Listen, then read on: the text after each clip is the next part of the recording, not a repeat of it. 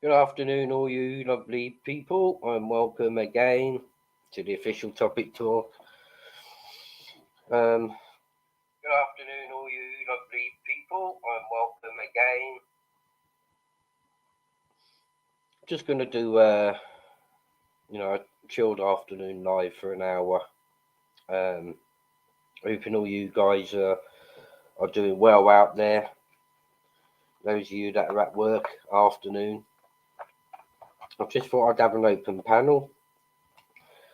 The links out there if anybody wants to jump on for half an hour or so. But I've recently done a few good podcasts with Ronan, which he's slowly putting them out there. Afternoon again, Mark Belfast. Big up, sir. Hope you're doing well this afternoon, buddy. And hope it's not too cold out over there for you. It's absolutely freezing down here, guys. Hence why I thought I'd put my jacket on. I've been burning way too much fucking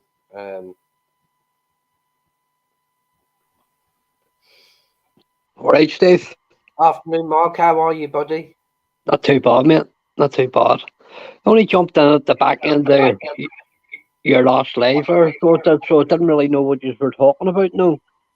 Basically, what it is, I came across somebody in the Telford area where I live, and he's done a video on his channel about the grooming gangs in Telford, but he's done it from the perspective point of view that he's victim shaming people, and also basically what he's highlighted in his video is how these perpetrators managed to get NFA, and what he was basically reading from was a defence report, and I don't think he really done enough homework, to be honest with you, because the person he was supporting impregnated a 14-year-old girl. And obviously this young lady, she's a victim of, child sexual exploitation in Telford. Yeah. And he was basically discrediting the victim, not realising that, in fact, what he was doing was supporting somebody who impregnated a 14-year-old child. And there was DNA evidence to that fact. And I was just basically doing my review on that, considering he came on a live. He's still up on my channel. Probably last week it was, and commended me for how my channel is as regards to the grooming gangs in Telford. Incidentally, he's from my same hometown. And on the live, I was explaining to him that I don't get involved in the politics surrounding the grooming gangs. I want to deal with facts and evidence. Yeah. What's in front of you? And that's why I'm reading from the independent inquiry, which is substantiated by many organisations, as opposed to listening to hearsay. Because when you give a defence to the police, and when you go to court, you get your defence report, which is obviously what he was reading from, which to me is word of mouth of one individual that have been questioned by police, and he's using that as solid evidence to victim shame the young lady. And quite frankly, that's not what my channel's about as regards to the grooming gangs. No. I deal with facts and proof and real evidence, and I just felt it upon myself I needed to do a review, to get it out to the public that, what he actually was reading on his video was probably disinformation, to be fair with you. I don't know what your thoughts on that is, Mark. No, it's just that I had started following it, Steve. I think me and you had actually spoke about this before. I had started following it when Tommy Robinson had highlighted it. But about a year before even he had highlighted it, I think somebody had put like like a YouTube documentary together and put it up on YouTube, but I can't find it for love of me, so it's been tucked down. He got there even before he had came along, know to do what he was going to do. Mm. He got there, but I, what the work that I was looking at, what he was doing that there, the rape of Britain, I was just seeing that as people were just no, it was that English Defence League and English Defence League, but sure, he had long cut ties with Emmons and all that there before he even done all this. He got there, and I was like, "It's for me." Well, no, good on you. No, it's about time somebody stood up and no, just asked the serious questions. It needed to be done, Mark. To be fair with you, and unfortunately, people, there is a small minority group out there. I suppose that this guy who I've done the review video about, is in support of against Tommy, trying to discredit Tommy as regards to the issues surrounding some victims or survivors of the grooming gang in Telford, and they're just trying to discredit them, and on the same hand, trying to discredit Tommy, which at the end of the day, he's one man that stood up, against this and brought the total awareness on his own. And for that, I commend him and respect him a lot for. Yeah, it's like it's see when I had seen the way now listen, the documentaries Panorama's done over the years about Belfast and all the troubles, going through it, the troubles. And then see when I see what way Panorama they were actually calling it the Tommy takedown, and then he reversed it on them. Everybody who they thought they were going to interview Tommy ended up changing the name of it, the Panodrama, and he put it out on YouTube. Because when John Sweeney turned up, little did he know he was going to get questioned. And see, on John Sweeney owns a complete rat. And back then, they were taking their advice off the people behind. No disrespect to anybody, but do for this whole Antifa and Black Lives Matters nonsense. At that, no, I hope not hate. Yeah, I've heard of that. I mean, see, this is what this guy was. This is what I call the politics, of the grooming gang scenario, and I've tried to avoid this sort of politics, including Hope Not Hate and Tommy, and just to go on my own path, which I have been doing. The report he actually was reading from, it's a defence report, incidentally. I received that last year. Yeah. And unfortunately, that video that gentleman done, it wasn't suitable for my channel or the path that my channel was heading in, because, like I say, it's word of mouth. Now, if you get pulled in for an investigation by the police, you can say anything you want, and that to me is word of mouth. And he's used that defence report to discredit the victim. And this is where, like, he's jumped on as a sheep, like the thousands of other people, that have jumped on that same bandwagon, which is out to discredit victims as well as try and discredit Tommy. That's it.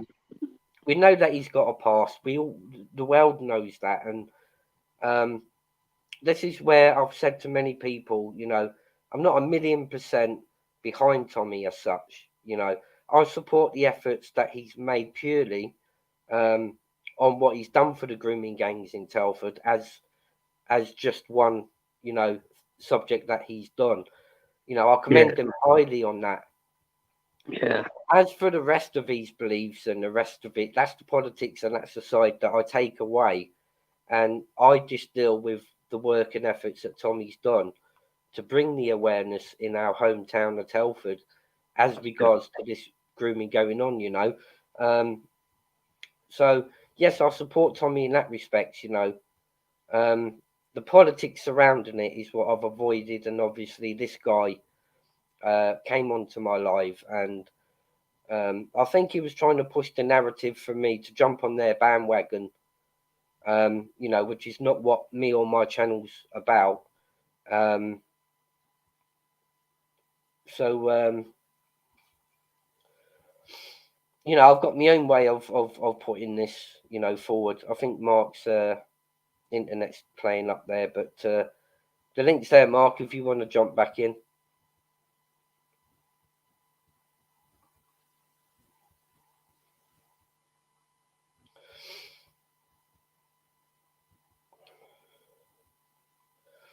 Anybody want to jump on for 10-20 minutes, and you know, we can you know, can talk about any subject that's out there at the moment. But yeah, as I was saying just before Mark come on, you know, I've done a few numerous podcasts with Ronan, and also The Honest Truth, Bobby. And that was great to get back to the swing of doing the pre-recordeds with Ronan, and also Bobby's joined us on this occasion, and he's going to be another regular that we'll be doing pre-recorded, you know, over the coming months. Ronan's already put it out on his channel. We were talking about the Idaho murders recently, and also Bobby was touching on the times that he met Jimmy Savile when he was a child and when he was a teen. I mean, the Idaho murders, I don't know if any of you are up to date with any of that. You know, I do believe the murders took place about two or so weeks ago. And we was just basically having a general discussion as to whether there could be a serial killer on the loose over there in Idaho, which is a good subject that's out there in the news. And, you know, we just decided to cover it as a review.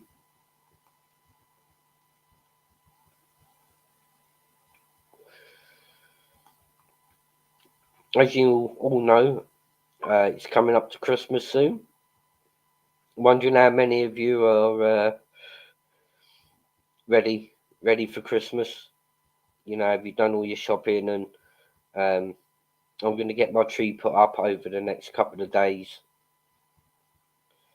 And as you all know, I've got a funeral coming up. So probably I'll do some lives and pre-recordings probably up until next week. And then I'm off to London for a family funeral. So you probably won't hear of me from probably the back end of next week, going probably into the new year. I don't know. I'll have to see, you know, how I feel. So, you know, all this, what I'm doing now, it's helping to keep my mind active, you know, and not think about what I've got, you know, coming up to the funeral. I can deal with the thoughts and mindset at the funeral, and, you know, hopefully not before. So what have you got? Also, I'll be putting a video up. Hopefully the video will go out tomorrow, which is something that I asked what's his channel, All You Need to See, has done a video for me about his mental health and addiction. Unfortunately, I couldn't get a pre-recorded or a live done with him, so we've done the next best thing, and I've asked the guy if he can do me a video as regards to mental health and addiction. So that will be going up on my channel hopefully tomorrow. Excellent channel. All You Need to See. You get a chance to give him a subscribe. Great content on his channel. all about addiction and mental health. Motorsports, if you're still there, buddy, the link's there. I'm gonna jump on for a few minutes.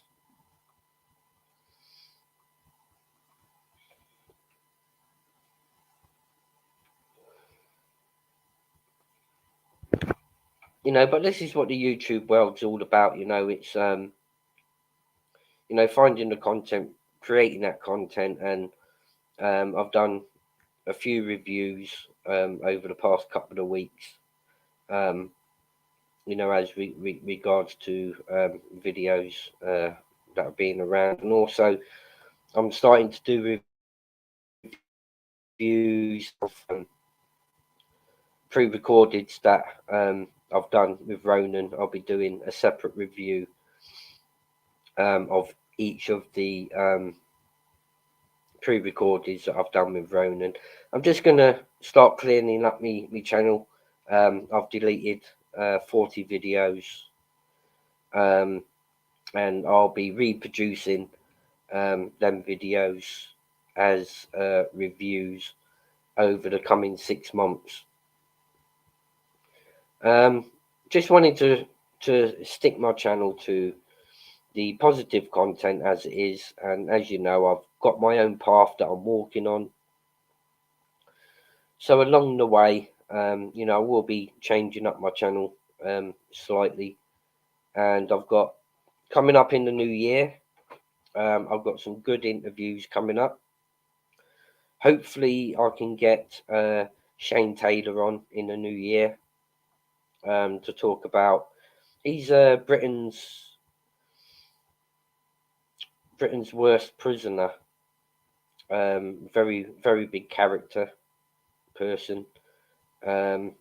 He's a gentleman, and hopefully he'll be coming on in the new year. Hopefully I'll be getting another live of part 2 with Alex Kearney, AC coming back to life. Very good guy. If you haven't done so already, jump on over and subscribe to AC coming back to life. Great content on his channel, great guy to talk to, and he has plenty of knowledge to help you guys out there. You can incorporate in your life to make your life that bit better, and he's got a great story to tell. Being an ex Royal Marine, he's done a lot of service for our country. There's also, who else have I got? Hopefully, I really would love to do a podcast with Yami B. Yami, if you're listening, sir, big respect to you, my mate. That's another gentleman that's got great content and a great story to tell.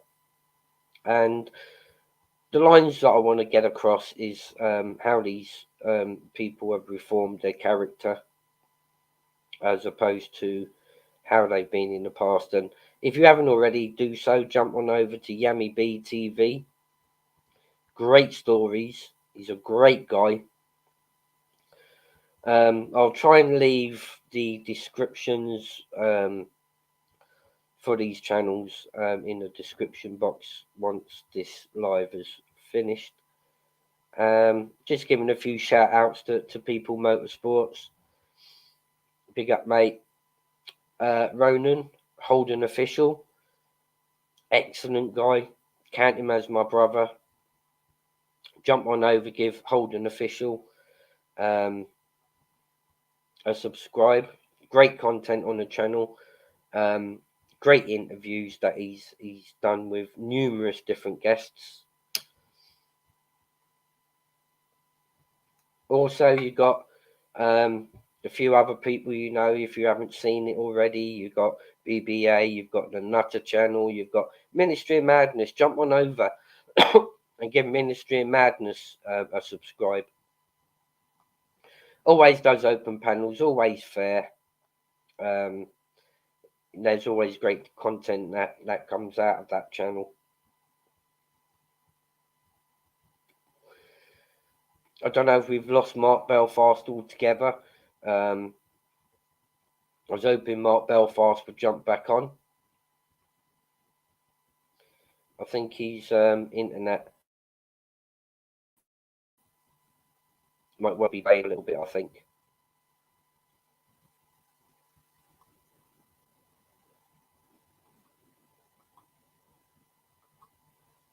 I don't know what's happening here. My internet seems to be playing up a bit now as well. I think it's the cold weather. I think it's affecting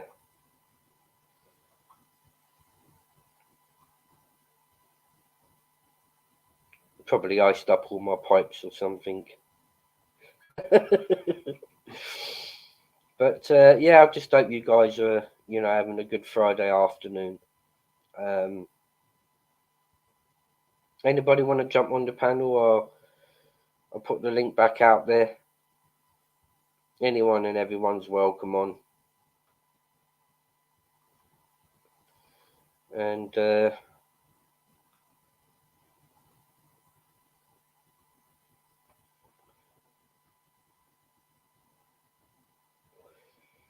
we go, guys. The link's out there if you want to jump on and have a chat this Friday afternoon.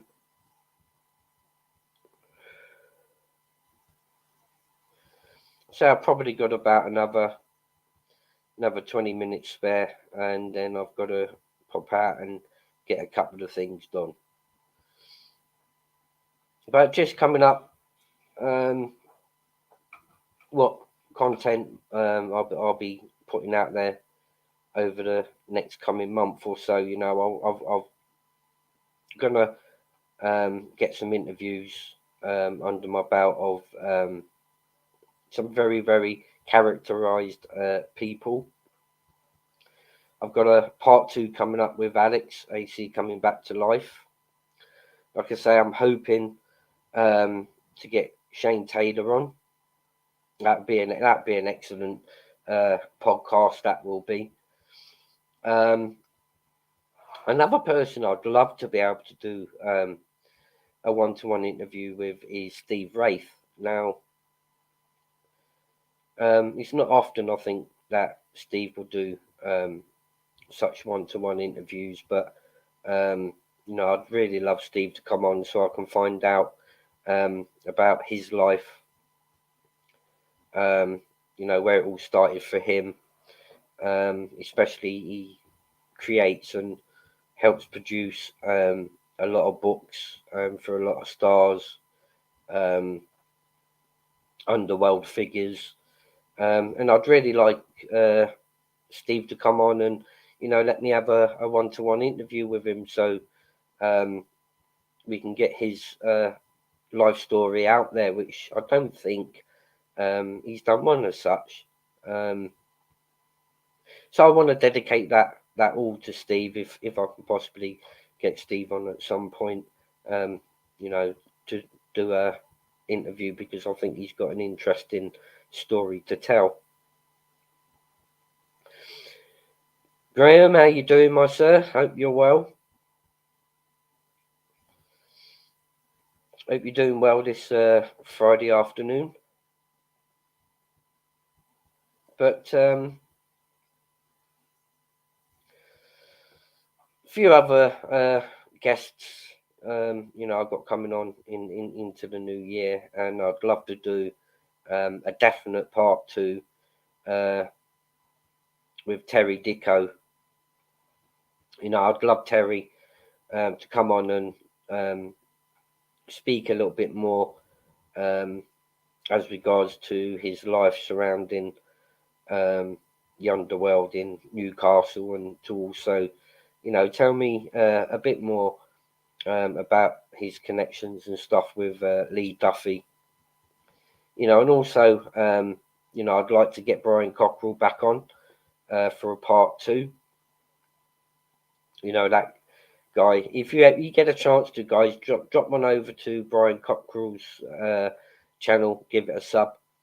Does some excellent lives over the weekends. and he drops quite a few videos through the week, telling his story of the eventful things that he gets up to in his world. Better after my chest infection, Graham. It seems like everybody's got a cold or a chest infection just lately. I think it's because of the change of the weather. Around us, it's getting a lot more chillier now, so you're going to be having to tuck up a bit warmer. It's time to get out them gloves and scarves, whether over the next coming 4 to 5 weeks. It's via my COPD, mate. Understand your brother. It's he's not going to get any warmer, and what with the price of gas going up, I put my heating on yesterday for 2 hours, just to warm up the place, and I'm on one of these digital prepaid meter things, and it took about £4 off the meter, for 2 hours worth of heating, which I'm finding is a bit disgusting. I've tried to swap my electric and gas over to direct debit. You pay quarterly, but for some reason at the moment they're not accepting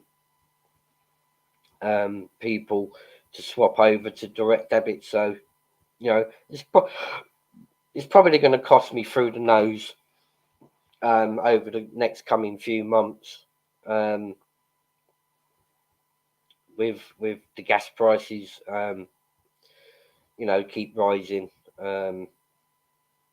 but it would be a heck of a lot cheaper for me to direct debit quarterly, as referred to the electric and the gas bills, because these are the months now that you need to keep the heating blasting, but at the moment the prices are so sky high. I remember years back you could leave your heating on all day, and it would hardly cost much, whereas now it's starting to cost people a bomb.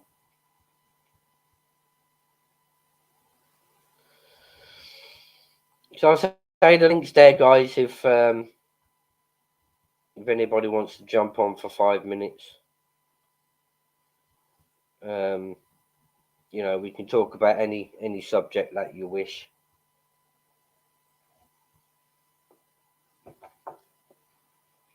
But yeah, like I say, I wanna get a few more interviews under my belt, and I've picked some characters that I think have got some good stories out there for me to cover, and I just want to push my channel in that new direction, as opposed to keeping the channel that's just one direction. So soon I've got the hunt for Ronnie London. That should be a great one coming up. I'm going to obviously be in the London area having a look around to locate Ronnie London, so I can actually get a one-to-one interview with the guy. I think he's got a lot maybe that he would like to say, and I'd like to treat it as a cook report. Back in 2 seconds, guys. I'm just going to go and make myself a coffee.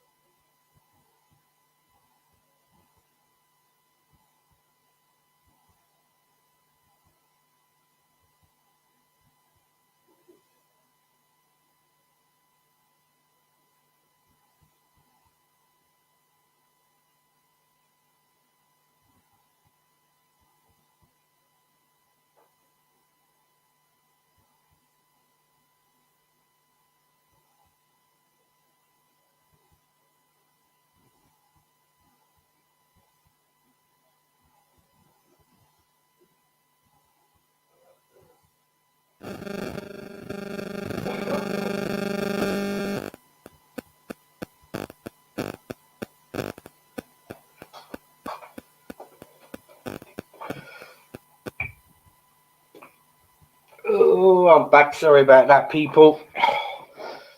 Needed to make some refreshment.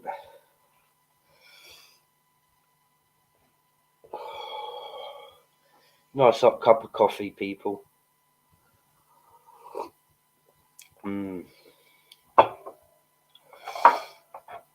So where was I? Yes, the direction for my channel. I want to get more interviews. I'm hoping as well also to get Tony Meehan back on. Another great guy, BKB fighter. So if any of you get a chance, please pop on over to Team Meehan.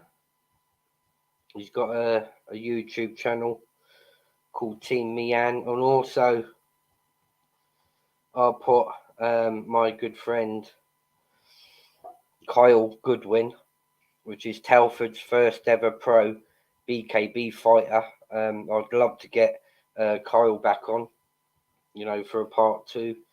I know they both had some terrific fights. I think Tony's got a fight coming up. I'm not sure if he's had it or not. And I know Tony. Tony, I'm sure he's got a fight coming up. GAMPRO, cheers. Hope you are all well today.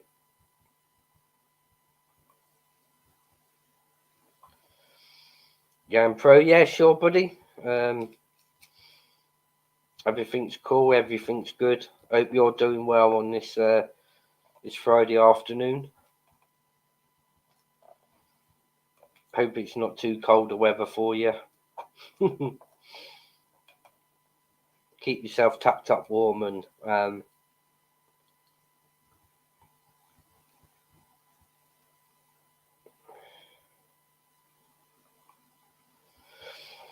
yeah, no worries. Do you want to jump on for 5 minutes? The link's in the chat.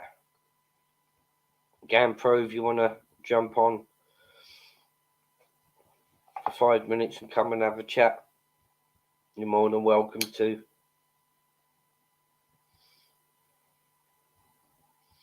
-0 Celsius here. Where are you? Whereabouts are you, GAMPRO?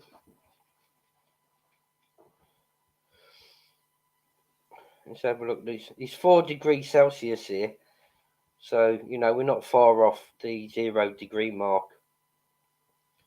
New York, USA. Bloody hell. Yeah, we're on 4 degrees Celsius over here at the moment. So, each day it's getting colder. Near the border of Canada. Yeah, you got to wrap yourself up well warm when temperatures get to like 0. That's no joke. That's freezing.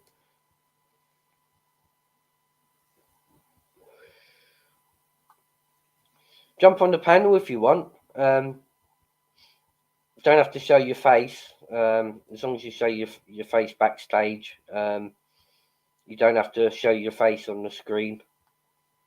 Jump on. It'd be lovely to have somebody on from the USA, to have a chat with on the panel. You're more than welcome to anytime.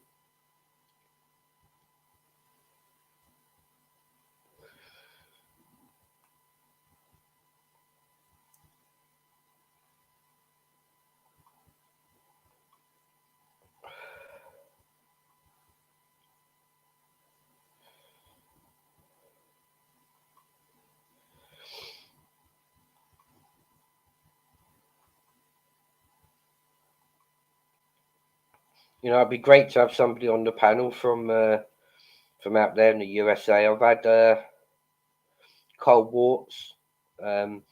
He's over there across the pond.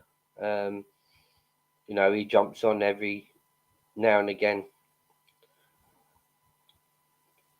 Turn your face off if you want to. No worries. Cheers, man. How's it going? Oh, not too bad, sir. How are you? Pretty good. I'm just waking up. It's about 8:30 a.m. here. Wow, it's So, yeah. near enough about 1:30 over here in the afternoon. Oh yeah, there you So, go. what's it like out there? I mean, I bet it's bitterly cold towards these Oh, it months. I bet. certainly is. It's very cold. It's very wet. Um, it's funny because usually around like our Thanksgiving, which is in like November, um, we're usually blasted by snow by now. We're usually covered in snow, and we had a snowstorm that was pretty significant, and actually, it made the news. We had some areas got 16, or no, it couldn't have been 16 feet. Wow. I think definitely some areas got 8 feet of snow. I mean, that's just another day for us because we're usually used to the snow. But then 3 days later, it all melted. So now everything's just been, I don't know what's worse, if everything's wet and cold and shitty, or if it's snowy and cold and shitty. But there's. I mean, we ain't had much snow over here, to be fair, over these years, and I mean, it's something that I've always been praying for because people moan always about the weather. It's either too hot, too cold, too wet. Mhm. It's something we're always guaranteed to like moan about, but yeah, I'd love a bit of snow over here in the UK. Oh yeah. I don't know what your thoughts are, but I recently done a pre-recorded podcast with a couple of the guys over here in the UK, and he put the podcast out this morning on his channel. We were Oh, talking about the Idaho murders. I don't know if you know anything to do with that. the Idaho murders. Honestly, there's so much murder in America. It's really hard to keep track. It's hard This to. this one was pretty recent. I think it was about 2 weeks ago that a lone person stabbed to death four students. Oh, that's ringing a bell, but I'm not super familiar with that one. Yeah, no, I was just wondering if you had, like heard about that, or if there was any information that you'd like to bring to the table, as a chat wise or a subject. Oh yeah, yeah. No, unfortunately, I've got nothing in that arena. I haven't, I haven't, I've probably heard about it in passing, to be honest, but there's not a whole lot that I really know about it. Um, Because we were kind of debating whether it was a serial killer or whether it's just a lone individual and it's one of them uh, separate incidents. We so we're basically the sorry. debate is as to whether or not it's one guy going around killing a bunch of people, or if it's just random occurrences. Yeah. Basically, we were just reviewing it as such on that aspect Mhm. because we couldn't find much of an update as regards to it, and we were just surmising between ourselves like whether it was a serial killer or whether it was just like an individual incident. Hmm. Well, were they all kind of stabbed the same way? Was it like? Um, I think don't mark me on these words, but Mhm. um, we would have thought if it was a serial killer, they would have stabbed everybody, But on the incident, I think there was two people, that wasn't stabbed. There was two, and then he Mhm. went on and stabbed and killed another two individuals. But he did leave two people live in the first Hmm. incident. So So he didn't try to stab them. He just kind of left them alone. just went for the two Hmm. individuals. So we were surmising whether it's a serial killer or whether it was an intent, just to have the two people stabbed and killed, like a targeted attack, if you could say. Yeah. I mean, hmm. How many people has there? Well, we're not even sure if it's all the same guy, but how many stabbings have there been? Four? There was We- four, but from what I could understand, there was a room of 4 students, and he stabbed 2 of them. And then I'm assuming that in a different location he'd stabbed another 2. But it was within the same property. I believe it was like a shared students' home. Oh, I feel like it's got to be the same person. Now, the people that were stabbed, do we know if they were couples? I see that there was something that was saying that it was kind of like, you know, when you kill someone, like a love sort of thing might have been emotion maybe for it, but we do understand that it was a man and a woman. Because if it was, here's the thing, if it was random and this guy's just going around stabbing couples, maybe it's because he lacks that in his own life. He sees other people, he becomes jealous, and then, you know, rage happens, and then he stabs them. But I mean, there's the other angle where, like, I don't know, I feel like if he knew either one of them or had a reason, like a personal reason not to like them, then it would have come out by now. You know, so it sounds like this guy's just going around stabbing people because of something. And I mean, if he's leaving some people alive, then obviously his goal isn't to go around stabbing everybody. But I don't know.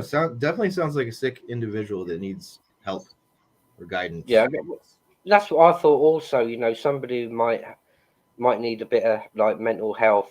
But then I got the sense that it was a targeted attack. You know, so it could be he might have fallen in love with, say, the female, but she's with another guy. I mean, that's what. Apparently, he hasn't been caught to date. Whereas I would have thought if it was a scorned lover, then you know, he would have been caught probably straight away.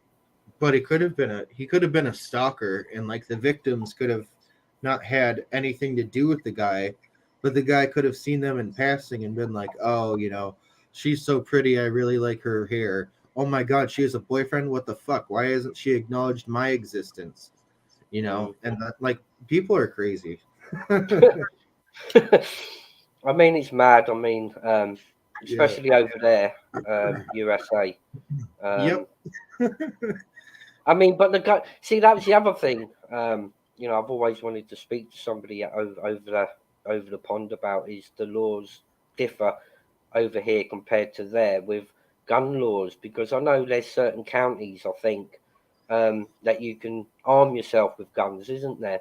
And it's legal. Oh yeah, I mean, like in certain parts of America, you can run around with an AR-15 strapped to your back like it's like you think you're in some kind of post-apocalyptic video game or some shit. And then other areas it's very strict. But now hang on a second. Don't quote me on this, but I'm pretty sure there's got to be a state in the US where it's actually legal to carry any sort of blade as long as it's like exposed, as long as like you have it showing. You know what I mean? So theoretically speaking, you could walk around with a sword in a scabbard on your back, and people would be like, well, it's exposed, I know it's there. Do you think do you reckon that's half the problems to like the stabbings and shootings that goes on over there in your country? Do you think that's partly to blame, you know, having such weak laws in some counties, whereas other counties, it's similar to over here. You know, you can't legally carry or have, you know, any weapons as such. Do you think that's what's maybe pushed the narrative towards these people that think I can carry this so I can use it at any time? Do you think that's a reason to, you know, commit these sort of crimes over there? Well, I think first and foremost, we have a major mental health issue over here, and I think that's really, I feel like Me personally, I feel like that's the root of the problem. I also feel like having lax gun laws isn't probably the way to go either, given, you know what I mean? Like the two kind of feed into each other, you know, the fact that we're so relaxed about a lot of our gun laws, and that as a country we don't really have a very good healthcare system, or even, you know, I mean, like our healthcare system's okay. It's not the best, certainly not the worst, but I mean, people also probably aren't getting the help that they need either. I mean, the show Breaking Bad is a show about a science teacher who creates and sells meth so that he can pay for his cancer bills. America's the only country where that show would have worked. If you try to get that premise and put it in any other country, there are usually other systems in play that, you know, they can help you out, and you don't have to resort to you know, terrible things like that. Now, depending on who you talk about in America, like it in terms of Americans and stuff and their view on this, there are a lot of people that think that everyone should be carrying guns, because if everyone had guns, then people could stop the bad guys quicker. And I don't know how I feel about that ideology either, because, like, yeah, sure, let's give everybody a gun. Even, like, I don't know. I mean, everybody having a gun means everybody having a gun. And I'm sure you know this, but there aren't a ton of bright people out there. You know, I feel like if everyone, literally everyone, carried a gun, you'd be standing at line in the grocery store and someone's gun would go off and they're, you know, they lose their foot. I mean, it's not like anybody would, you know, attack anybody. It's just, you know, accidents happen, and, you know, accidents relating to firearms are pretty major. You know, it's not like you stubbing your toe or something. So I was going to say, as regards to the mental health problem that you've got over there, is there much help in the way of organisations that these people can go to, you know, to receive the help that they require?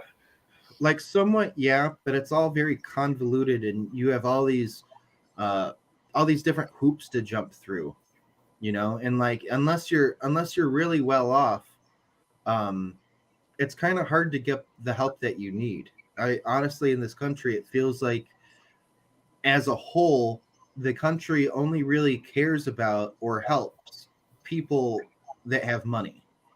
And I don't just mean like your average Joe that saved up some money and, yeah, they've got a good amount of money. I mean like the rich people, like the really rich people.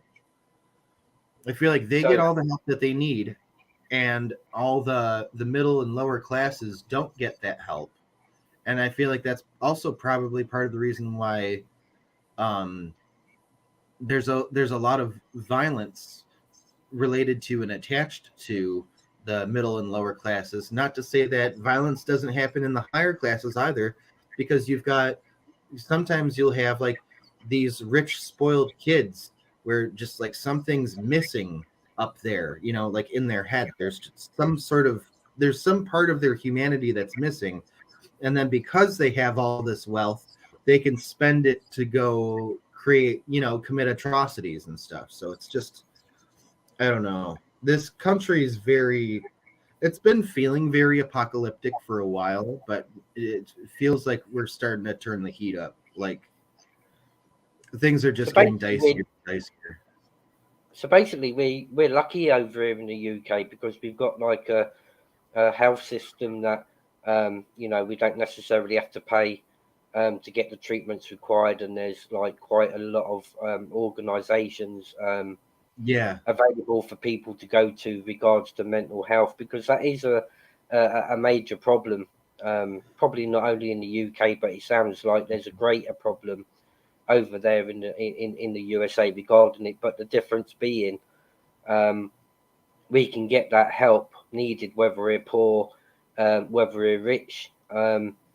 It's another case that the rich get richer and the poor don't get a thing. Yeah. You know, I'm not sure what the system's like out there for the healthcare, but I do understand from knowledge I know that you have to pay for your healthcare out there. So if you break your arm, then you've basically got a health bill there, that needs to be paid somewhere down the line. Is it similar over there? Like we've got a system over here, where if you're out of work, you can get money from the government to help you back into work as such. Oh over yeah, there, I don't think there is there? No, we've got something called unemployment, and basically, if you the main requirement is that you had to have been working within the. I feel like it's like within the last 6 months to a year, and then you apply for unemployment. And then generally speaking, they do send you some money, but it's usually never enough to really like cover most of your bills, and they make you jump through a bunch of loops for it. Like they try to make sure that like you have to go in once a week and provide paperwork and show them that you're handing in resumes and you're trying to get a job, and then like they'll probably try to make you attend meetings and stuff on like like how to do better during job interviews and things like that. But it's not like it's just free money for the sake of free money. So that sounds like a big problem out there.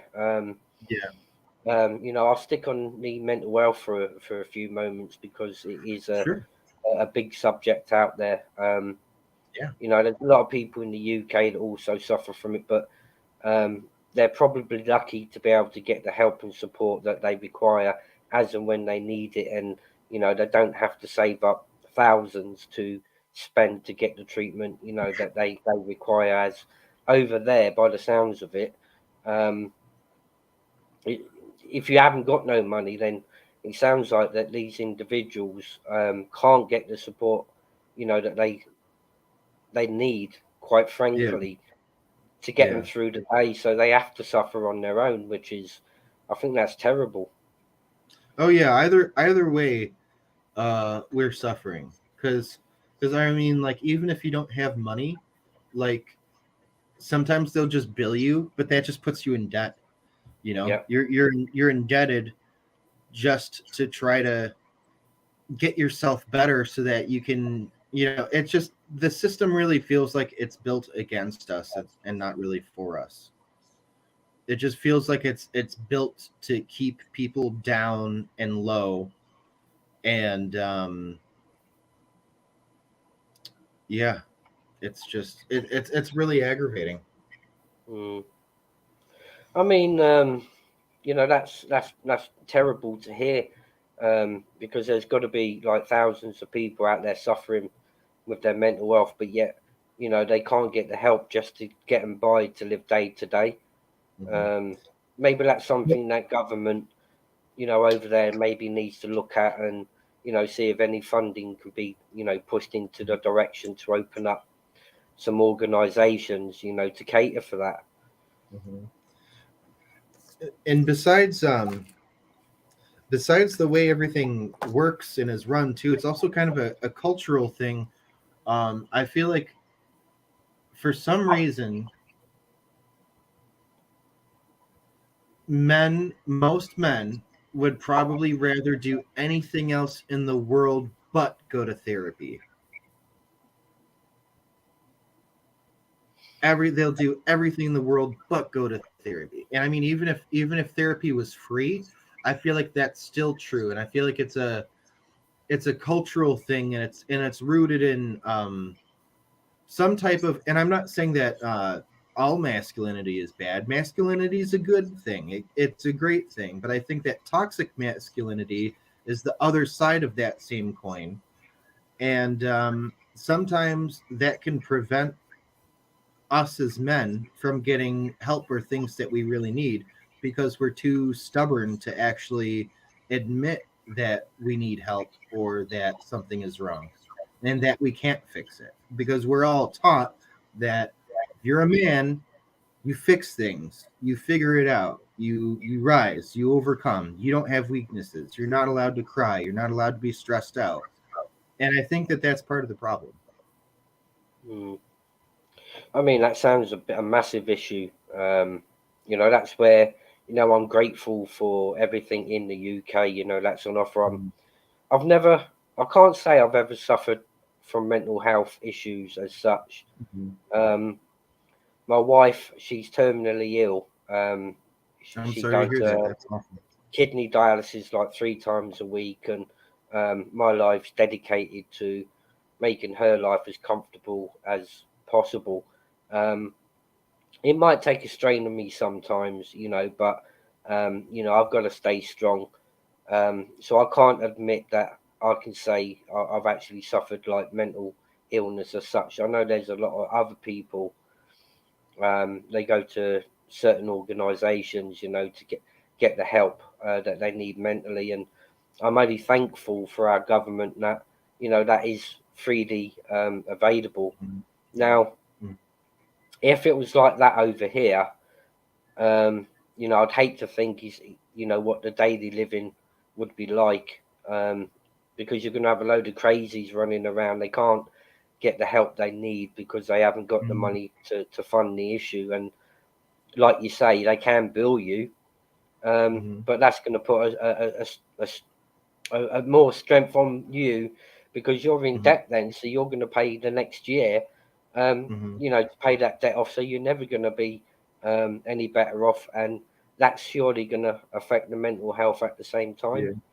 Yeah. Yeah. Man, we're so lucky. Yeah. No, you guys really are. You really are. You know, and a lot of Um. people take that for granted, and you know, they should Mhm. understand that if they went over abroad to certain other countries, they realise what a struggle really is. You know, and I appreciate everything that the government does for us over here because I know if I was there and I was going through mental health or you know maybe a few different scenarios, I can't say that I'd be able to cope. Mhm. But if you're ever feeling like you're really stressed out, or you're depressed, or you've just had enough, or you just need someone to talk to, I mean, it couldn't hurt to take advantage of some of those programs you guys have. You know. I mean, again, we're lucky. um, Yeah. you know, but I'm just speaking as one individual that you know I know if I was going through traumas as such, and um, if I broke my arm and felt that if I go to hospital I'm going to get a big bill from it, then Hmm. um, I don't know how I'd live, to be honest with you. And that's why I say a lot of people take it for granted in this country, and you know they think sitting on their backside and not being able to go out and get a job is a way of living. You know, they're Hmm. the ones that kind of bring the country down. Yeah. Um, you know, and like I say, if they visited or as a punishment, they were sent to another country where they're not so well off and better off. You know, I think they've changed their opinions and point of views. I mean, to be Oh, for quite sure. honest. So tell us a Yeah. bit about your country. You know, about where you live, and you know, just so Oh, we can get an understanding of what it's like over there where you are. well, right now my country's incredibly divided. Um, it seems as if things are becoming political issues when they aren't actually political. Um, like it seems as though health and science have now become political issues as well. When my whole life, I've always kind of seen at least science and math as being the only constant. You know what I mean? Like, Yeah, sure, like, I don't know how exactly to explain this, but it's like it used to be something that wasn't debatable and it could only be debatable by scientists. Now everyone thinks they're an expert, and 9 times out of 10, the least qualified person in the room is the loudest person. yeah, And it goes like that with everything. It expands beyond health and science too. Like there's so many channels I feel like on YouTube that talk about politics when I'm like, why am I listening to you talk about this? Like, what are your qualifications to be talking about this? So it's just like, I don't know. It just seems like everyone's mad about something. Everyone's going through a hard time. The only people that aren't are the rich. And it's just madness, as far as where I live, um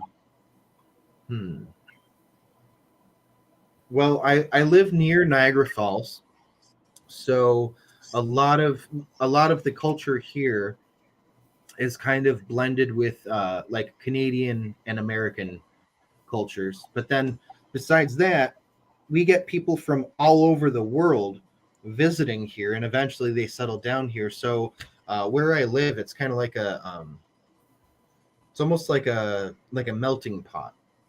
All Yeah. these different cultures they kind of just melt and blend into the same thing. So I get a lot of you see and experience a lot of different types of ways of life and culture here. And I'm very thankful for that, because I know that there are some people, they live in certain towns where, sure, maybe there's a culture, but it's not very diverse, or maybe it's set in its ways, that in ways that seem kind of dated, but Yeah. yeah, hang on one second.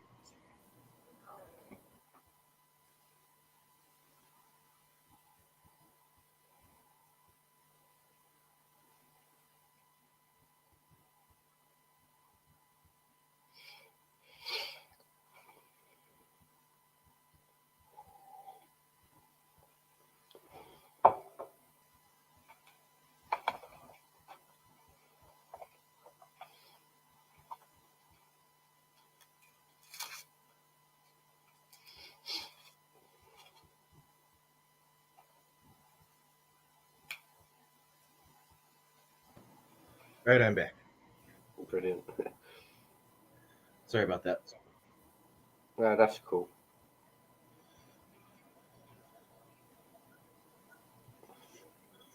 But yeah, I feel like in a lot of ways where I live it's different than some areas, but it's also not all that different for the most part.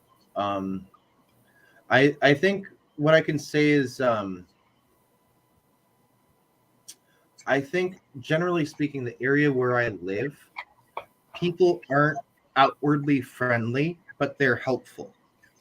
Yeah. And I'll explain that by saying, if you're ever stuck in the snow, right? If your car's stuck in the snow, people aren't going to walk up to you all friendly, and they're not going to be like, "Oh, hey, do you need help?" They're just going to walk up to you. You might get a grunt out of them, but they'll help you out of they'll help you out of their thing, and then they'll go about their day. I feel like in other parts of the country, I feel like that's like the difference between the East Coast and the West Coast. I feel like people on the East Coast are a little gruff, but they'll help you. They'll probably help you. They might not be smiling about it the whole time, but they'll help you. And I feel like people on the West Coast are outwardly friendly, Yeah. but not always willing to help you. I suppose that's a good thing. I mean, because back in the 60s and 70s over here in the UK, I mean, um, you'd have a lot of people like that. They'd help the old ladies cross the road, or get a bit of shopping for them. You could leave your doors open and know you'll come back and nothing's been touched. And I think over the years over here, you know, um, you'd probably have to beg somebody nowadays to help you, where it's not too freely, um, Mhm. available to your neighbour necessarily helping you. I Yeah. have noticed that change over the years, and um, over there, I think it's a lot better in that respect. you know, like you say, they would openly help you. Whereas Mhm. over here, you could beg someone till they're blue in the face, and you know they won't help you. So Mhm. the way the people are over there, I would say, is a lot more helpful than you know what they Mhm. are over here. Well, I feel like it might be some kind of subconscious thing, but we all feel like we're not really getting the help that we need or deserve, so we may as well try to help each other if nobody else is gonna, because who knows, maybe. And it's not like we help people with the expectation that we will receive that same help back, but it's kind of like a karma system for a lot of us. I think, it's like, oh hey, I'll help that guy. Maybe in the future someone will help me if I need help. But for the most part, it's really about trying to help other people out, so that, not necessarily so that you feel good, but so that you don't have to sit there and watch someone else suffer, because there's just so Mm. much suffering over here that it just gets to be a bit much. So so by all honesty, from what you're saying, then they're more helpful over there in the USA than what they are over here. I think. Um, I mean, the amount of people across the pond, you know, that have offered me onto their panels, and you know, to have Hmm. general chit chat. And over here, people are more picky and choosy who they have on their panel. Um, Hmm. you know, would I like to live in America? I would. You know, again, it'll be a big adaptation for somebody like myself, you know, to live over there. But you know, over here, people say it's too easy, you know, because you get free money off the government, you get free housing, you get your rent paid, and um, Hmm. maybe that's why a lot of people from abroad and that want to come and live in the UK, because it's so easy Oh yeah. of a living, you know. Whereas if we were to come out there, we'll realise exactly how lucky we are with what we've got. But likewise, if you come over here, you'd Hmm. probably be like, well, this is too easy. You know, Hmm. you get money for nothing over here and the housing. So Hmm. where it's hard for you to adapt day to day and live day by day over there, Hmm. you'd be more appreciative of living here. And Oh yeah. maybe some of us people that come over there, we'll be like moaning like hell, like, you know, you have to work to have your money. If you don't go to Hmm. work, you've got no money. You know, and that's Hmm. what I find that people do take advantage of over here in the UK. Oh yeah. Yeah, and I mean, there are some ways to take advantage of the system here too, but for the most part, it's so closely guarded that a lot of those claims just end up being like a ghost story, like a campfire tale. It's like, sure, there might be some people out there abusing the welfare system, but it's not nearly as many people as you would think. And honestly, from my point of view, with how this government is run, I'm kind of like, good for them. You know what I mean? Like, Yeah. you know what? I'm so sick of people doing poorly that if someone finds a way to do well and they're abusing the system, it's hard for me to have fault with it. What, am I supposed to feel bad for the big giant government and all the rich people that are living great lives? But I'm supposed to be mad at the poor guy who faked his food stamps so that he could get a couple extra, loaves of bread on the table. I mean, like, I don't I don't know, man. I guess I'm just not that brainwashed, you know? I mean, wow. Like, You sure. know, and there was me always thinking that, you know, America was, you know, one of the richest country, and I didn't realize it was that hard of a struggle, you know, for Oh, people that haven't we got the work. probably have the Wow. richest military. We have the best. Yeah, we've got the best guns, the best planes, uh the best combat tech, but most of our, it feels like at least half the people that live here are either living out of cardboard boxes or just constantly on the move trying to find gigs or new ways to make money. And it's really not surprising to me at all how much crime there is here, because we're not really, a lot of us aren't really given a proper opportunity to live. And I'm speaking as a white guy. You know what I mean? Like there are a lot of places that discriminate still to this day against every other person. It's only sort of easy if you're a white guy. It's only sort of easy, and even then it's not easy, but you get like this invisible leg up that's definitely not fair or just. So am I right in saying that there's probably a high ratio of homeless people over there in the USA? Well, yes, and it's usually much higher in the summer. In the winter times, people either adapt, die, or they find some kind of homeless shelter and they hang out there. But the homeless shelters aren't really ideal because it's almost like a prison that you can walk in and out of, and it's like you have your freedom technically, but like your shit can get stolen by other homeless people, or you could get beat up or raped even in some cases. It's like we have all these systems in place, but they're not really great systems. And I can understand why, if someone was homeless, why they wouldn't want to take refuge in a shelter, because some of these shelters aren't really that great, and a lot of it has to do with just having a lot of people with undiagnosed problems and mental health issues all occupying the same space.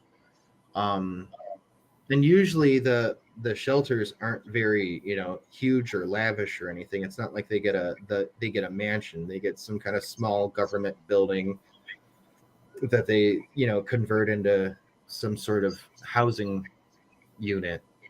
So there was a documentary I was watching as regards to like the sex offenders over there in the USA, which is something I touch on over here in my hometown. We've had a major problem with grooming gangs over here in Telford, my hometown, and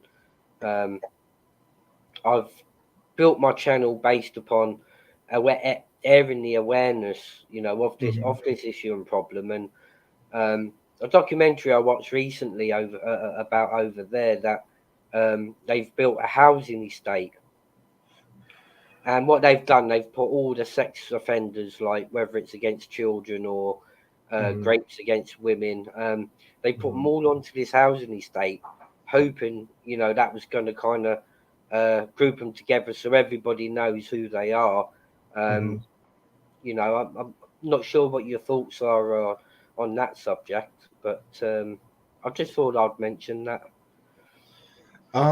Well, I think that's definitely an interesting way for them to go about that, because then at least you're not housing people like that near potential victims. You know what I mean? And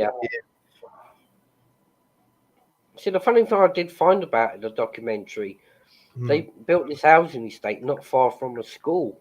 And, that was what I couldn't understand. You've got these offenders, obviously, they've done that to try and limit the potential victim survivors, say, from them.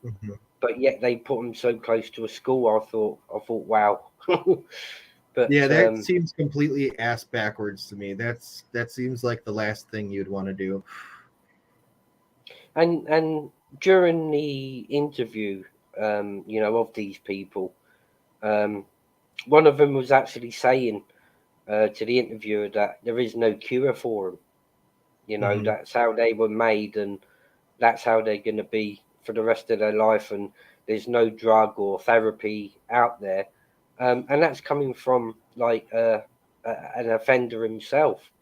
So I can only but imagine, you know, if there's no cure, and that's coming from the offender himself, then he's basically saying that, you know, he'll continue that way in life until the day he dies. And I thought, wow. Yeah. But is there any subjects you want to speak about? I mean, I'm cool with just talking about whatever, really. I mean, I'm fine. Oh shoot, I might have to go in a little bit. I think my little ones are waking up. Yeah, no problem. I mean, I just thought I'd give you the opportunity to, you know, if Oh there's yeah, any no, I subject appreciate that it. you wanna talk about, we can do. I mean, I guess really quick, I can briefly mention my channel and what it's about before I take off. Yeah, please. What I'm gonna do, I'm gonna put your link um in the chat and also in the description box so that my viewers can go over and give your channel a sub. Oh, Um, that'd be swell. Thank you. yeah, if you mention the sort of content that you've got and what you cover on your channel, so my viewers know. And I'm just going to put the link out now for you. Okay. Just get some So promotion going. yeah, thank you. I really appreciate that. So basically, my channel's called GAMPRO. It's it's kind of a variety channel. Ultimately, I started it as a gaming channel. I also engage in the use of cannabis, of marijuana, and I often have live panels where I smoke with other stoners across the globe. I've got friends in Australia. I've got friends in Canada.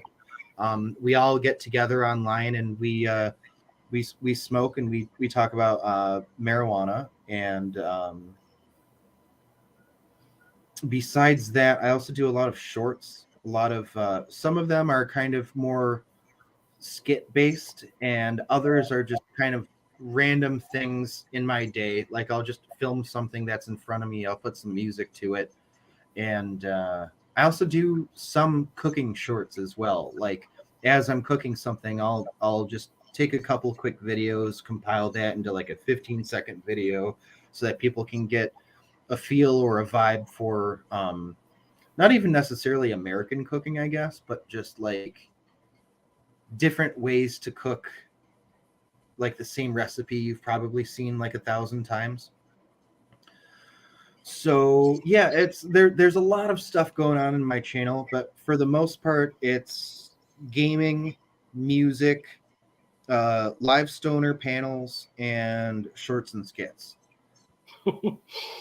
I mean, I used to be a smoker myself, but probably about 3.5 years ago now, I gave it up, and um, since I stopped smoking, I realised the amount of money that I'd saved, like for one, and Well, it's certainly more expensive over there than it is here for sure. I mean, you know, what's your thoughts on that? I mean, over here in the UK, it's illegal, you know, to have or to use, but there is a system where if it's used medically Mm-hmm. for stuff like arthritis, and you know, I know there's a lot of people that I've spoken to have a medical card, and they can get a supply like once a month to help them with their health issues. You know, but it is illegal, obviously. But there's Mm-hmm. so many people using that. My thoughts on it is um, everyone to their own. Yeah. You know, it should be decriminalized at least over here. You know, I Oh, believe. I agree with you You know, 100%. and if they decriminalise it, that means they can tax the drug dealers. You know, have a limited amount of suppliers, tax them on it, and that'll put money into the country. It's not like your average class A, class B. So I think the class of it over here, is high, for really what it is. A lot of people got their own opinions. This is just my opinion. Well, just for me, it chills you out, doesn't it? It don't make you go out there and do a crime. It don't make you hurt people like class A's do. Well, here's the thing: by making it illegal, they're forcing people to go out and commit crimes. You know what I mean? Like it's ridiculous to me that they're putting a plant on the same schedule as cocaine, heroin, meth, fentanyl, all that. It's like, you're really going to tell me that's all the same? Like, how many hippies did you see back in the 60s smoking big fat crack pipes? You know what I mean? Like, no, that wasn't. It's a completely different thing. I think that marijuana should be viewed the exact same as alcohol. See, the difference being between them two. All right, one's legal, one's not. Yeah. Now, this has been always my opinion, that you smoke a J, it's going to chill you out, relax you. How many fights have you been in? And it's illegal, but yet you can go to the pub legally, drink alcohol, go and beat somebody up because of the state you get in, because of the alcohol. So alcohol creates more of a problem than somebody that smokes. Yeah. And when you make things like this illegal, people are putting themselves in harm's way just so that they can get something that they feel helps them.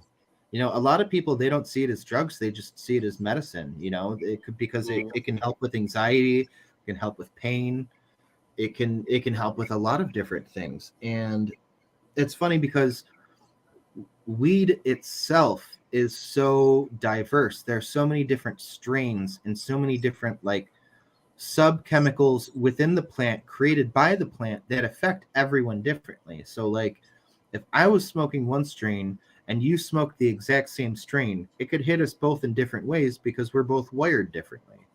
Yeah. But the fact of the matter is, all of us are born with cannabis receptors in our brain.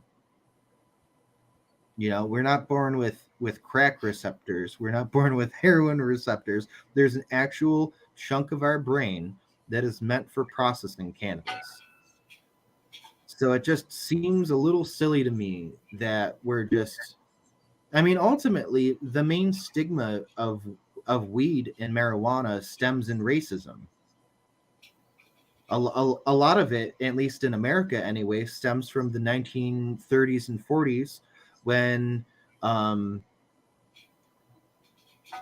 it stems in racism, but it also stems in greed too, because all these like oil companies and tobacco industries and stuff, they saw the threat that marijuana could pose on them, and then they ran this like giant propaganda thing as if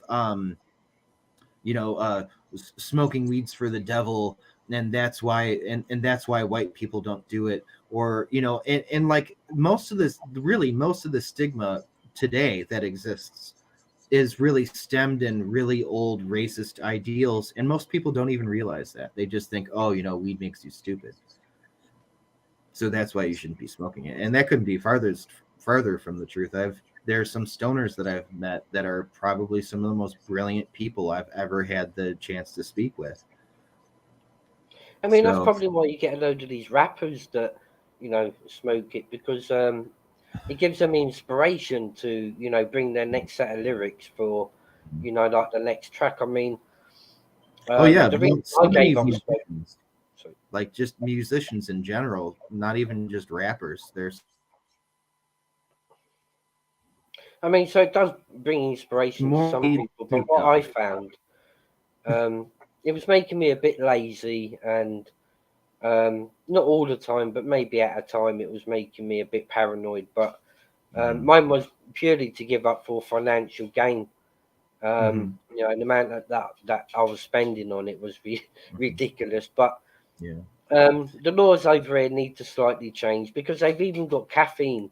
I think that's a B drug, and we drink that every day. Yeah. But the biggest comparison I always make to people um, is between alcohol, which is legal, and you get drunk, you fight, you hurt Mhm. somebody, you end up in the police station from it. Somebody ends up in hospital. Whereas, if you're smoking at home, a J, it calms you down, it keeps you level Mhm. headed. You don't go out necessarily doing burglaries because you need the money to buy the next fix. It's not like your cocaine or your meth, or it's creating Yeah. crime by taking them upper class drugs.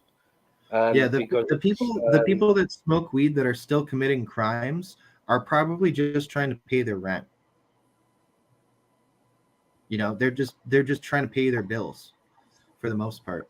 But yeah, like a lot of people who are like doing hard drugs and trying to, make that bank, yeah, you can bet they're trying to get more drugs. I feel like weed is like the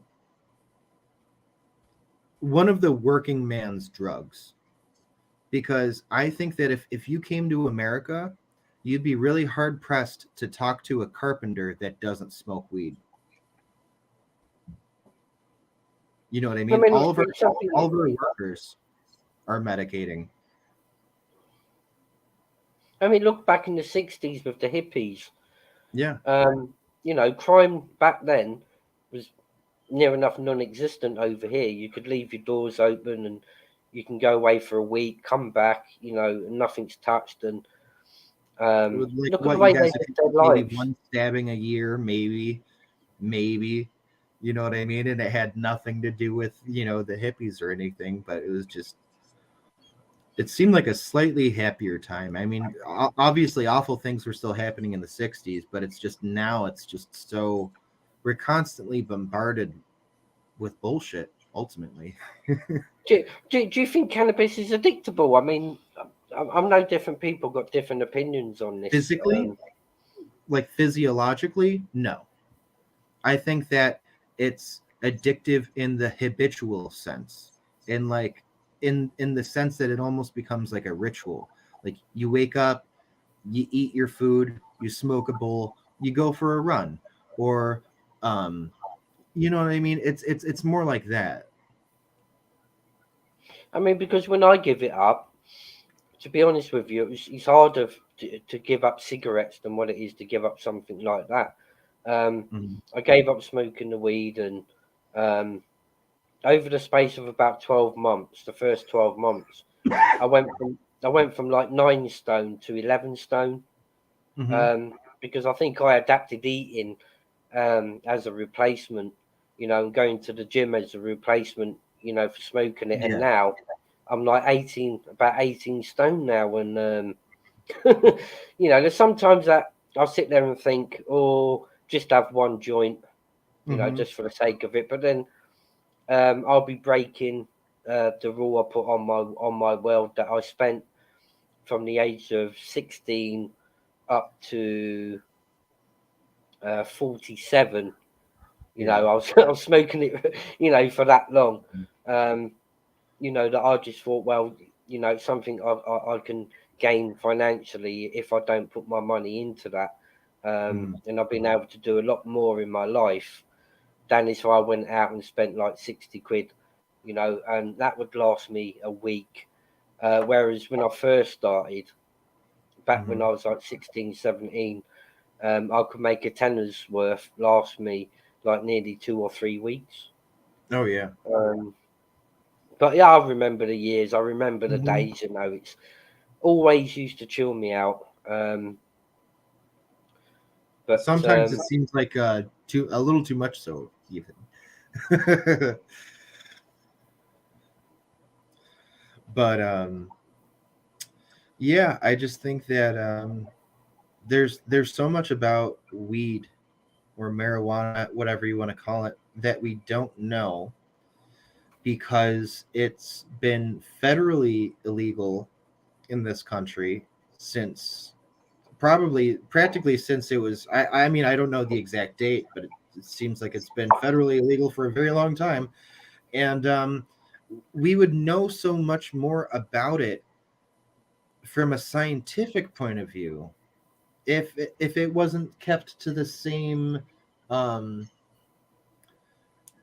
the same level of severity that the really hard drugs are. And I feel like a lot of people could be helped through these studies if it were only, brought down to something that wasn't quite as bad. Because then scientists would actually be able to test on it and actually figure out what's going on with it. Because right now, when it comes to weed, there's a lot of pseudoscience out there. A lot of people, for the most part, know what's going on, but we don't know everything that's going on. And like, so some person could be authority on weed, and a different person could be an authority on weed, and they could have two totally different views on it.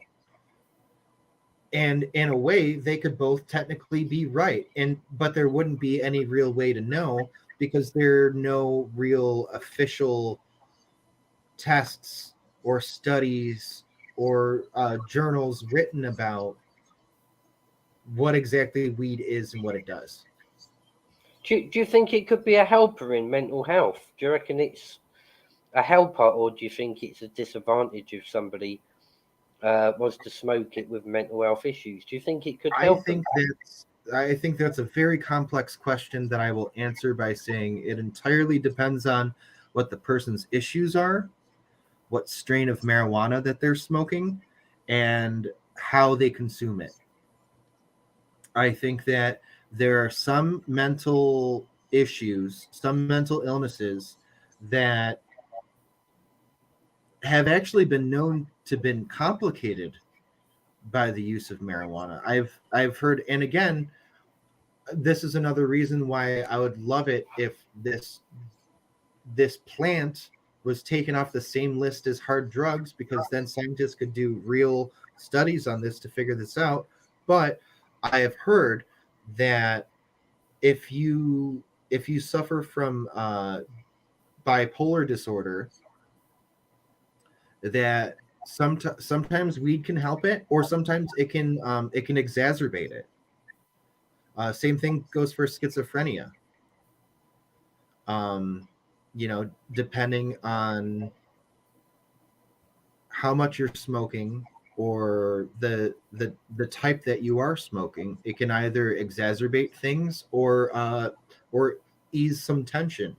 Now, I think that when it comes to general like anxiety or depression or like things like that, like, or maybe if someone has anger issues, I think that weed is incredibly helpful in that department. I remember watching, sitting down there, having a smoke with the lads and watching programs like Cheek and Chong. I mean, they were the days. Oh yeah, for sure. I love Man, that when scene. when he sat in that car and the whole car's full of smoke, Oh yeah. and he winds down that fucking window. Wow. How's my driving, man? You're parked. You're parked. Up in what was it? Cheek and Chong up in smoke. Because there was about 5 or 6, weren't there? There was Up in Smoke. There was Oh, there's so many movies. There was one where it was there's in the Up ice in cream Smoke. van. Nice Dreams was that one. Yeah, nice And dreams. Was that then where he's in the factory with that guy, and he starts emptying the bin for the big buds into the black bag. yeah. And then there was the one in the ice cream van. What was the name of that one? I thought that was Nice Dreams. Something all over. There was one called as well. It's Bad All Over or something like that. It's yeah. tough all I know over. there's about 5 or 6 of them, and yeah. Many times we just sat there, watched them films, and you have to laugh at it, and that to me is bringing the reality, the what's the word? True life of how it is, incorporated. And you know what? Honestly, I feel like those movies are pretty close. Like if you were you know, if you're from a different country and you want a little bit of a peek into what like American stoner culture is like, I feel like those movies are a great start for And the sure. other films I like was Friday, next Hmm. Friday, and Friday after next. Yeah, those are great. Those are so good. Oh But my god. that's your typical stoner film, you know, Cheek and Chong, Hmm. without Oh a yeah, doubt. for sure. And then you've got the newer ones like Pineapple Express or I feel like there's a couple other ones, but they're totally slipping my mind right now. Pineapple Express is it's the big one that stands out for me as far as newer stoner movies go. I'm just gonna, I want to get the names of them Cheek and Chong films. That was it. Up in Smoke, Mm-hmm. Cheek and Chong's next movie, Mm-hmm. Nice Dreams, Yeah. Things Are Tough All Over. That was another brilliant one. Yeah. Still Smoking, Mm-hmm. and the Caucasian Brothers. And then there was the two latest ones. 1985 is Get Out of My Room and Cheek and Chong Roasted. Mm-hmm. Man, many times just sat there with the boys and watching them, and it's just if it don't make you laugh, then there's a problem. Yeah, exactly. Either the weed's not working or the movie's not. Probably crap weed, Yeah. So, so what's the quality of it like over there? Do you Oh, reckon compared to over here? I mean, over here, there's like people just put millions of different names on, different, yeah. um, you know, brands of it, and it's just crazy because back in my day, I would only ever go for cheese, the original Mhm. cheese. Oh yeah, the cheese strains are great. Yeah, those are really good. They're really brilliant. I think blue cheese is probably one of my favorite cheese strains out there. It's very tasty. It has a good high, and generally speaking, it's usually a good quality weed. I think that for the most part, in general, America. I don't know if America has the best weed, but if we don't, we have like the second best weed if we don't have the best. And it's funny because I talk to stoners from, well, hang on a second. I think that America and Canada have the best weed out of all the countries, out of everything that I've seen. I think that it truly it comes down to Canada and America. Just the weed that we have now. I mean, the weed that we have now, even compared to 5 years ago, is so different, and it's because we have learned, what to feed it during which stages to make sure that the flower, is really like up in development, so that it's actually growing the way it's supposed to. And I think that that's why back in like the 60s and 70s and shit, that's why there were so many seeds and stems in plants. And I think it's because part of it is because some people didn't really know what they were doing. A lot of people probably didn't really know what they were doing. And a lot of it just wasn't really great weed yet, but we've been cross breeding it with other strains that are nice. And now it's to the point where almost all weed that exists, at least in America, is you won't find like a true sativa or a true indica that often. That's pretty rare. And most of them are hybrids. There are still some that are more indica leaning or sativa leaning, and ultimately it even boils down, like beyond sativa and indica, it boils down to the terpenes that are located within each plant, because there are certain terpenes that not only taste a certain way, it doesn't just affect the taste of the plant, but it also affects um, how it affects how it affects you. Yeah. Like there's a strain out there called Jealousy, and there's a terpene in it called carophyllene, and it has a peppery taste to it, kind of spicy, almost like ginger or black pepper. But one of the effects of this plant is that it works as an aphrodisiac.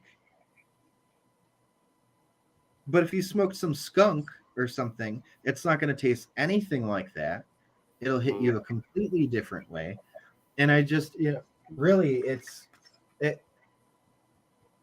taking into consideration that marijuana is federally illegal, we still have found ways to learn as much as we can about this plant. And I mean, now, like the big craze is dabs and concentrates, because there's so many different ways you can refine the plant to make a stronger product. And it's at that point, it almost becomes hard drugs, because you're processing it. What sort of games are you into? I mean, the last console I had was a PS1, and that was many, many, many years ago. And Nice. to be honest with you, gaming has never really been something, that I've had in my life. Sometimes it'll be because the game consoles themselves are so expensive, and then the games are really expensive. But I do like sitting there watching people, play the games. I think it's quite therapeutical to watch a channel, while they're playing the game. I did try. I was no good at the shootout games like the soldier games or driving like games. the Call of Duty games. What sort of games are you into over there? So, a lot of the games that are popular in America tend to be games like the soldier games, like Call of Duty or Battlefield, and a lot of the sports games are pretty popular too. But for the most part, I tend to pick games based on genre or based on story, or if I know other artists that are working on the game, not like personally, but I'm familiar with their work. I was like, oh yeah, I like the soundtrack that guy did for that. It'll be cool to see him, write a new soundtrack for this new game. For the most part, I tend to gravitate towards sci-fi, survival horror, or like a type of like medieval fantasy type of thing. So lately I've been playing a lot of this game called Cyberpunk, which it's kind of like Blade Runner. You ever see the movie Blade Runner? Yeah. Yeah, it's like that. It's like very like it's set in a futuristic city where everyone is practically a cyborg, and there are all these different implants you can get so that you can see better, jump higher, run faster, all this stuff. And all the major corporations basically run the government now, and you'll have one corporation literally at war with another corporation within the same country. So you'll have like all these different mini wars that are kind of like controlled in a way.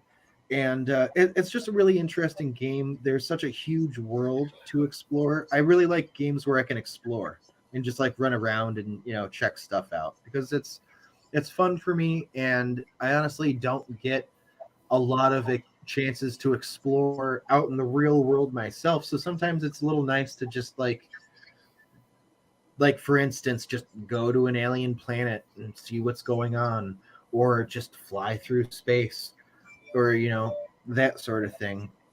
But I think it's funny how much games have changed, because when I was a kid, games always had some sort of objective, or just like mindless gameplay. You just got to kill all the things, or you have to collect all the things, or whatever.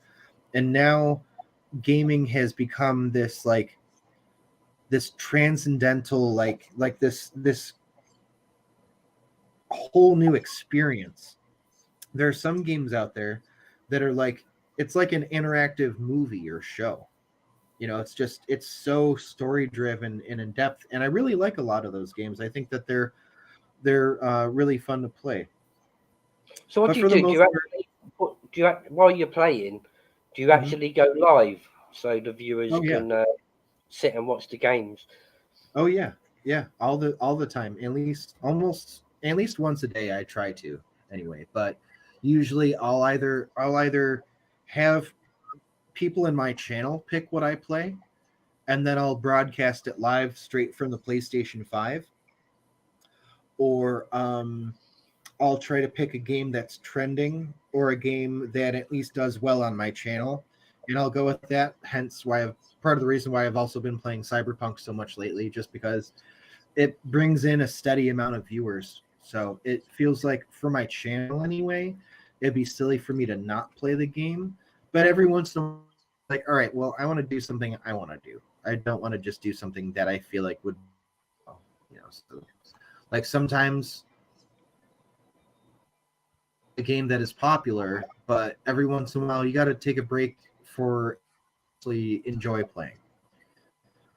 And how many You know, subscribers have you got on your channel at the moment? I just broke 700 not too long ago.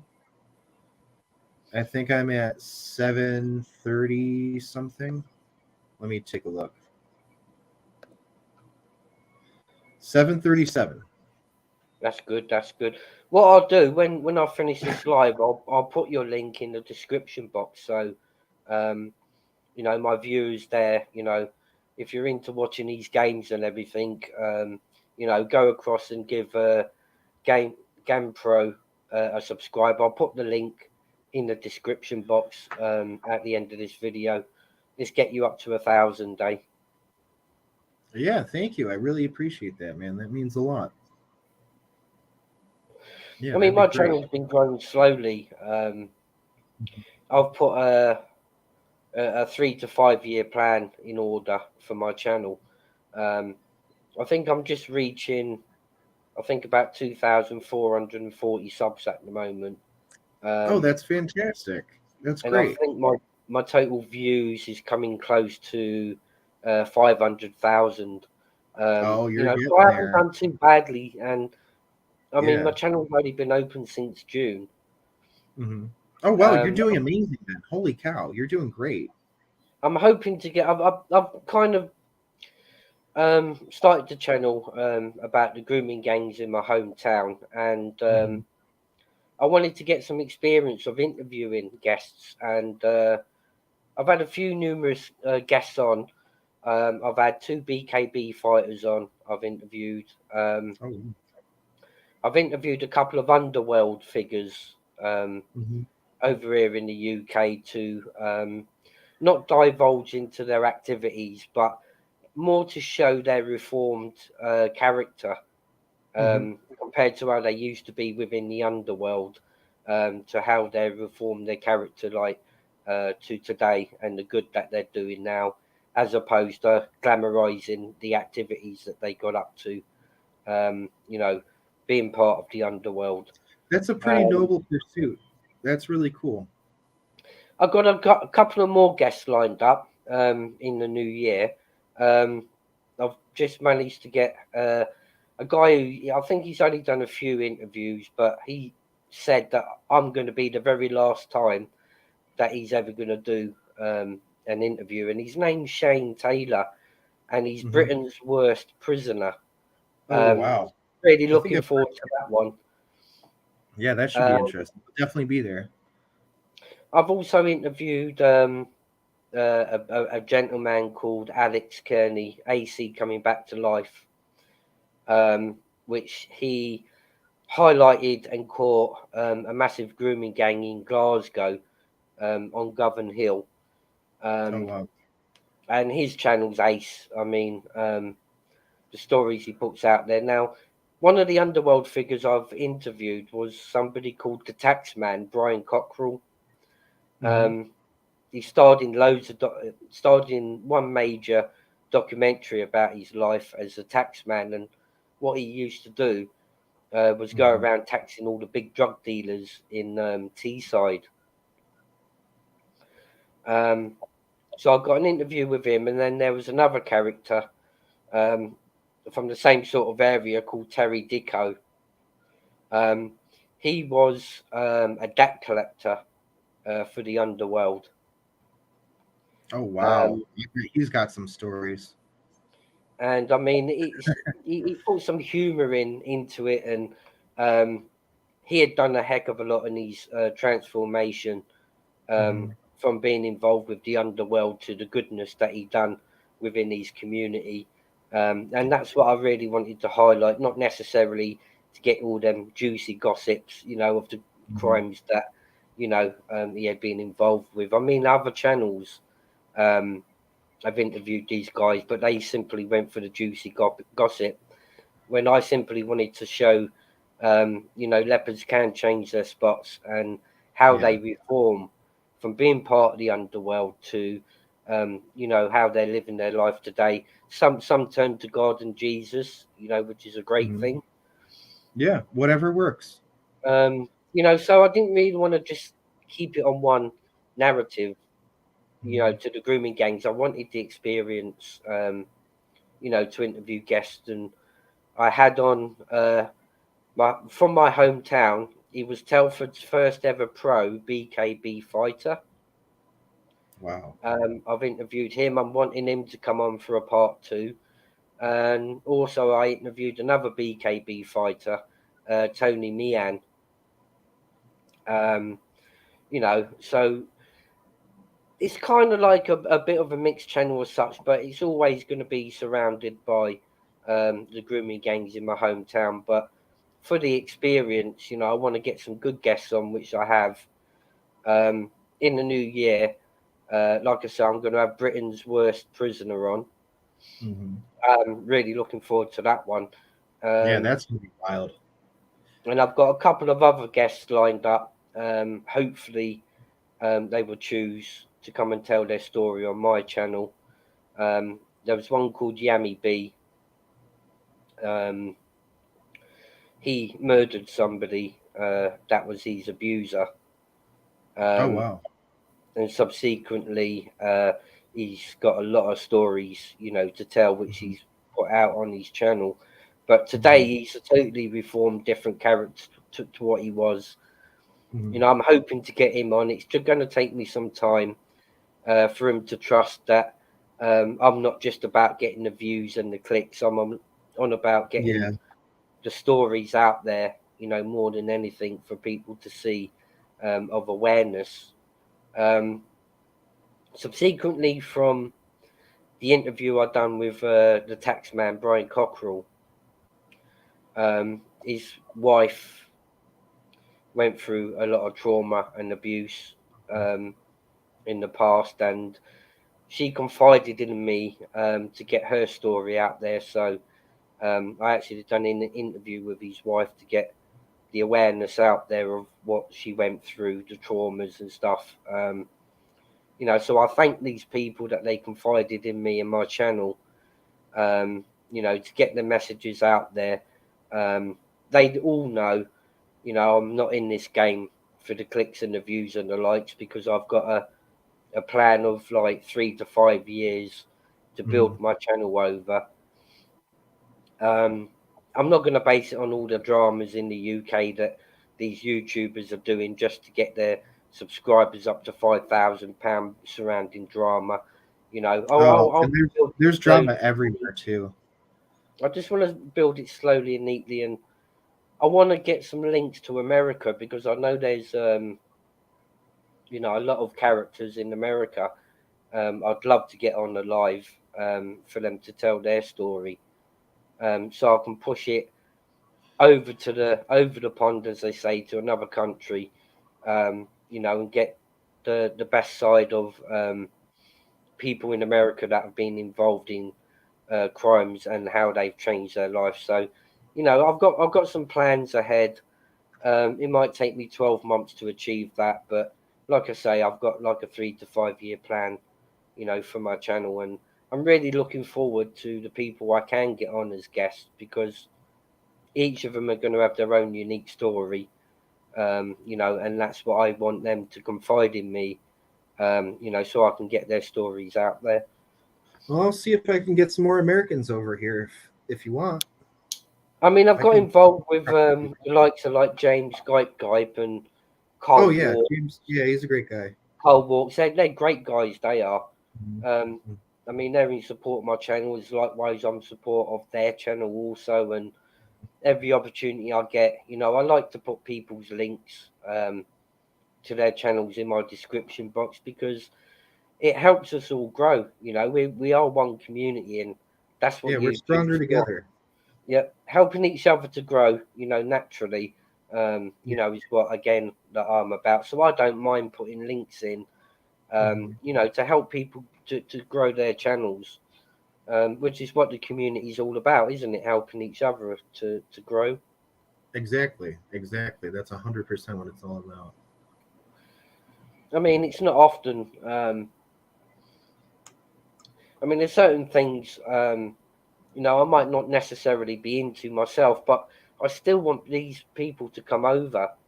Hmm. Um, like I haven't very much been into gaming, but you know, I will still speak about these subjects because there's good people behind channels like yourself Oh yeah. that are into the gaming world.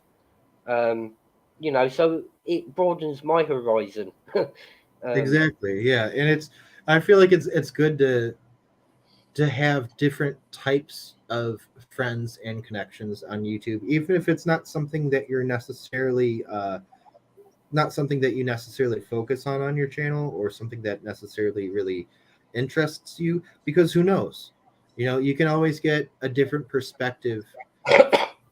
I feel I like, mean, to me, it's not about me, is it? It's about my yeah, viewers and what my viewers want. you're right. Um, and I think this is where a lot of channels go wrong because all they do is get involved in the drama. Um, that to me, drama's like a shelf. It's got a shelf date to it. Yeah, And then it's when got an that drama's expiration all date. dried up, they've got no Mhm. content. Mhm. Whereas for me to sit and speak to you about gaming, it's not necessarily part of my world. Mhm. But it's something I can broaden my horizons with. And Exactly. just because I might not necessarily play the games and such, my Mhm. viewers do, Mhm. and That's they would always like a new channel they can spring to, to bring that into their world. And I think that's where a lot of people go wrong. Yeah, exactly. 100%. I unfortunately, I've got to go. I'm sorry. I really hate to do this. I got to bounce, but it's been an absolute pleasure talking to you. I feel honored to have been led up here, and you'll definitely see me in the future for No sure. worries, I'll come back. you're welcome anytime. And like I say, when I finish the live, I will put your link in the description box, because I know there's a lot of my viewers, they're into the gaming and stuff, and um, it's going to be a new channel for them to bounce on over to keep Exactly. them interested. So you're welcome anytime, sir. And I say the Well, privilege is all mine to have you to come onto my panel. thank you very much. I really appreciate it. Next time, I'll try to hop on to more of your panels. I'll make sure that I've got that bell rung so that I get those notifications. And everybody watching, don't forget to like the video, comment, share it out there if you can. And yeah, I'll see all of you guys very soon. Again, thank you for having me. No problem. Anytime you're welcome. Cheers, buddy. All right, cheers. Talk to you soon. You take it easy. That would just bring a little bit of difference to the channel, because it's all about getting these people on and um, speaking about different subjects. It's great, because it helps with the algorithm also. It helps to make the connection with people, across the pond. So I hope you enjoyed it, guys. I'm going to have to bounce now, and I'll catch up with you guys shortly.